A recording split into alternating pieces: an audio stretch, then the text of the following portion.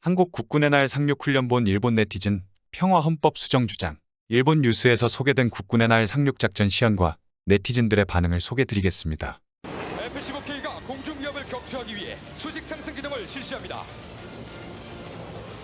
특수색대 요원들이 수중장을 폭파에 성공했습니다. 그리고 공기부양정의 생존성과 상륙부대 장병들의 사기를 크게 향상시킵니다.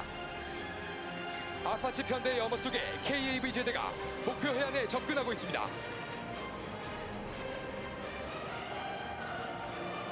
이제 해안에 도착한 상륙 돌격 장갑차 KAV에서 무적 해병대 장병들이 목표 지점으로 돌격하고 있습니다.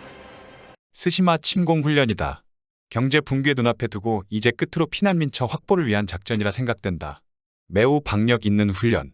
너무 강해 보인다. 마지막으로 비행기가 연기를 내뿜으며 방사선형으로 뻗어나가는 영상이 마치 한국의 여러분이 좋아하는 우길기 같다고 생각했다. 헌법 재구조를 개정하자. 한국의 가상 적국은 예나 지금이나 일본입니다. 경제력이 오름에 따라서 본심이 나온 것에 지나지 않습니다. 북한과 전쟁의 일시정지 중에서 적국으로 하는 것은 미국 방면의 스탠스에서 심정적으로는 동포라는 의식이 강한 것입니다.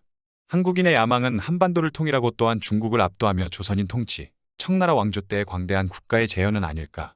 상륙작전이라는 것은 적국에 대한 상륙작전인데 일본에 대한 작전은 아닌지. 분하지만 멋지다. 이 훈련이 일 전쟁을 위한 훈련이 아니길. 메이지 유신은 아니지만 지금이야말로 군대를 재정비해야 한다. 주변국이 적국투성이다. 현재의 헌법에 묶이면 정말 나라가 망한다.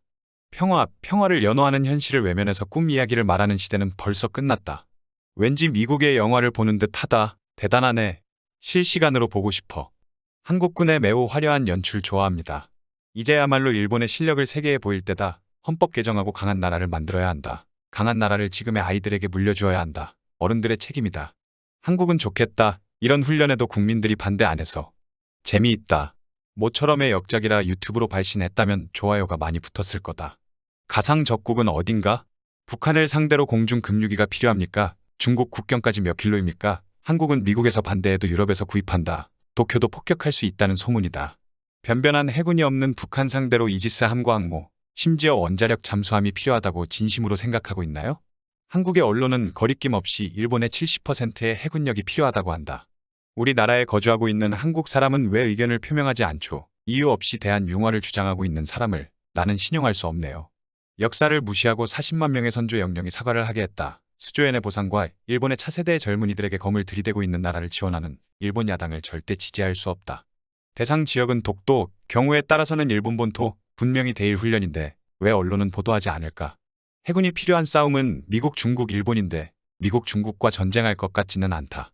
역시 대일전밖에 없다. 일본은 이를 바탕으로 장기적인 계획을 세워야 한다. 상륙작전 훈련이란 것은 일본을 주적으로 생각한 건가?